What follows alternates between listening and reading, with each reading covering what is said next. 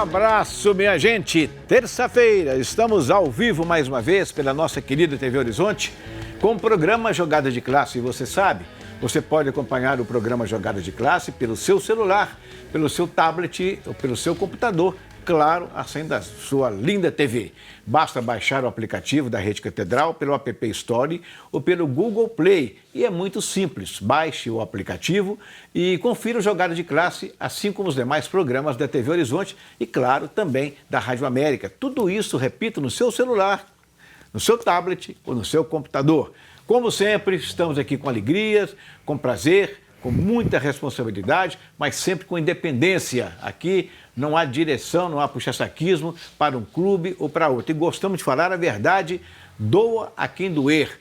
Teve um presidente da República que falou, doela, quem doela, não tem um negócio assim? Acho que foi o Collor que falou isso, né? Doela, quem doela. Pouco importa, mas aqui nós vamos abrir a caixa preta do Campeonato Brasileiro. Muita coisa acontecendo, o Flamengo derrubando técnicos. O Flamengo derrubou quantos técnicos, Fábio Vital? Quatro. Que coisa, hein? Estamos contando mais uma vez com os nossos companheiros, amigos, comentaristas, os melhores dos programas esportivos de Minas Gerais. O nosso Caio Caldeira, né? O nosso Guido Jorge, Fábio Vital e o nosso querido Alan Passos. De vez em quando dá um branco na cabeça da gente, é tanto problema, cara. Muito treino. Tanto problema, viu? Nunca vi. Essa fase do ano chega, começa a aparecer, pinta um problema daqui, um problema dali, você fica, né? Daquele jeito, como diz o nosso companheiro lá da Itatiaia. Mas, enfim, Cruzeiro ontem, mais uma derrota. Mais um problema para a torcida cruzeirense. O problema da torcida do Cruzeiro agora não é só torcer para o Cruzeiro, é torcer também contra o Ceará, né? E as dificuldades aumentaram muito, essa derrota de ontem foi lamentável sob todos os aspectos, inclusive as coisas que estão dizendo depois do jogo, as bobagens que são ditas, o pessoal está perdendo a cabeça, é preciso que pelo menos tenha calma, tranquilidade e deixar a bomba estourar, digamos assim, para o último jogo, quando o Cruzeiro joga aqui contra o Palmeiras, porque eu, nesses 40 e tantos anos que eu tenho de futebol, eu já vi milagres acontecerem.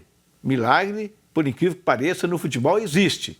Nem sempre, não é todo dia, nem toda hora, mas existe. Então pode acontecer um milagre. Ou você acha que o Ceará não pode perder para o Corinthians lá? Difícil? É. O Ceará está com vontade, está com garra, sabe que joga vida, é dinheiro, aquela pressão toda de adversários, mas pode acontecer de vencer o Corinthians. O Cruzeiro ganhar do Grêmio, para mim, quase que impossível. Quase. Existe a palavra quase. Quase que impossível. Mas pode acontecer no futebol, meu amigo. Tudo pode acontecer. O resultado você só sabe depois do apito final. Depois do último suado. Aí você não deu jeito, acabou, não tem mais jeito. Mas o certo é que a torcida do Cruzeiro está sofrendo muito. Em compensação, pelo que eu já vi, a torcida do Atlético está deitando e rolando, já está todo mundo preparando aí figurinhas, etc e tal, né? Já tem um estoque bom de memes já produzido, viu, Orlando? Já, só falta soltar? Não, a turma já está soltando aos pouquinhos, né? Né? Já há uma o foguete ontem prévia. Foi brincadeira. Soltar de foguete na minha região. Na minha também. É? O povo está ensaiando uma festa, mas agora é um absurdo, né, o Atlético comemorar 45 pontos como se fosse um título e achar que o rebaixamento do adversário é um título no ano. Exatamente. Muito triste para nós mineiros. Mas aí, Guido, Jorge, como é que você está vendo essa situação, esse momento do Cruzeiro? Boa tarde, Orlando. Boa tarde aos amigos. É uma situação lamentável, né? É muito lamentável porque o Cruzeiro, ele passa, igual você colocou, né? Ele passa a depender dos outros. Mas eu nem vejo essa tanta dependência dos outros, porque, como você disse, o Ceará ele tem uma tabela difícil. O problema é que o Cruzeiro não se ajuda. O Cruzeiro não vence. E aí você tem o Grêmio e o Palmeiras. Você acreditar que o Cruzeiro vai dar a volta por cima contra Grêmio e contra Palmeiras, sendo que não venceu o CSA, não venceu o Avaí, perdeu para o Vasco.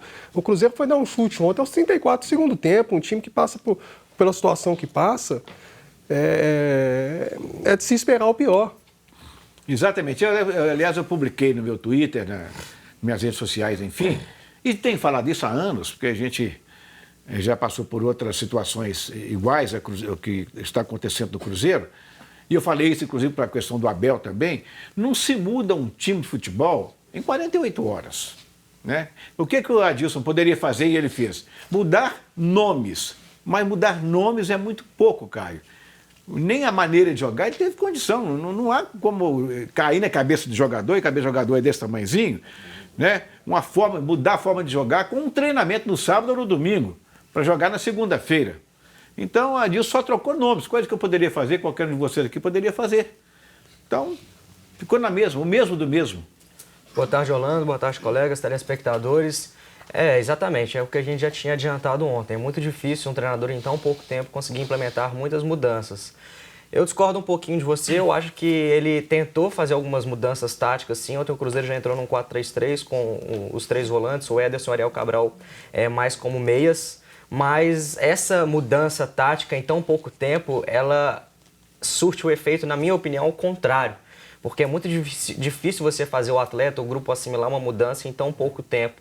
Então, quando você assume um outro trabalho, um trabalho que você tem em pouco tempo, o ideal é que você saiba pular algumas etapas e fazer aquilo de forma gradual, ou seja, uma mudança muito drástica de uma hora para outra, sem tempo de treino, ela surte o efeito contrário, ela surte o efeito negativo.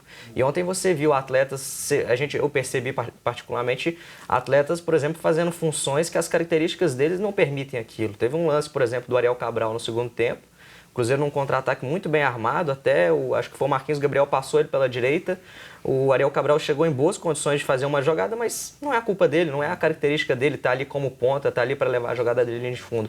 Ou seja, quando você vai armar o time, a primeira coisa que você tem que obedecer, como regra, é as características dos jogadores. E ontem eu acho que o Adilson fez muito teste, tentou implementar mudanças que dentro desse prazo que ele teve não é possível e ainda surte um efeito contrário, que é a dificuldade dos jogadores de assimilarem.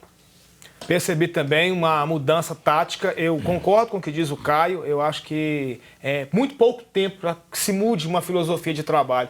E nesse aspecto o Adilson chegou para isso, né, para dar essa sacudida no grupo, mas é um prazo muito curto. Eu acho que algumas coisas boas aconteceram ontem, menos a vitória, infelizmente a vitória não veio, mas eu vi um Cruzeiro mais comprometido, pelo menos mais presente no ataque, criando algumas jogadas, mas aí o efeito é contrário, concordo de novo com o que disse o Caio. Eu acho que tentar mudar um trabalho em tão pouco tempo cria uma dificuldade, uma conexão difícil na cabeça dos atletas. Então penso que com mais tempo, talvez, se o Adilson chega com 5, 6 rodadas, talvez a coisa poderia ter sido revertida. Mas vejo agora um cenário muito complicado.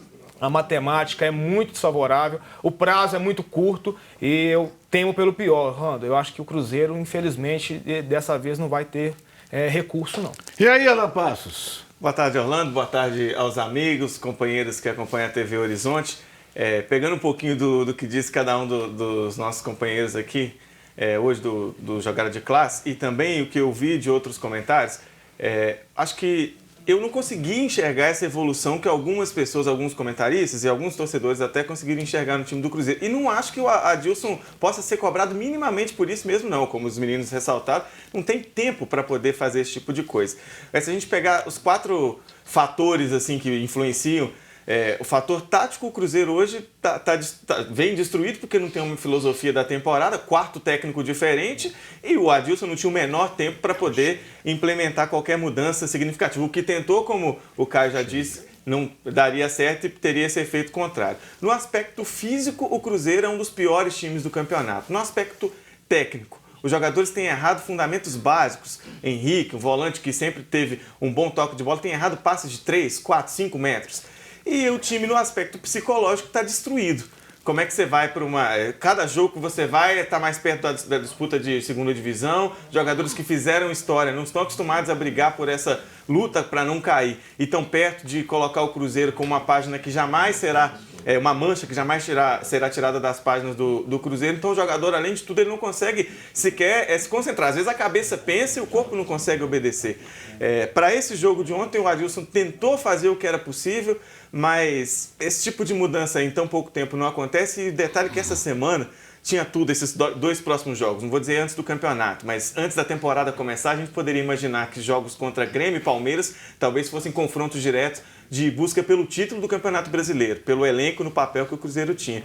Hoje são jogos fundamentais para salvar a vida do Cruzeiro numa Série A. É possível? É claro que é possível. Enquanto a matemática não sacramenta a impossibilidade, ainda há essa possibilidade, mas eu passei várias rodadas acreditando que a ruindade do Ceará e dos outros adversários poderia livrar o Cruzeiro.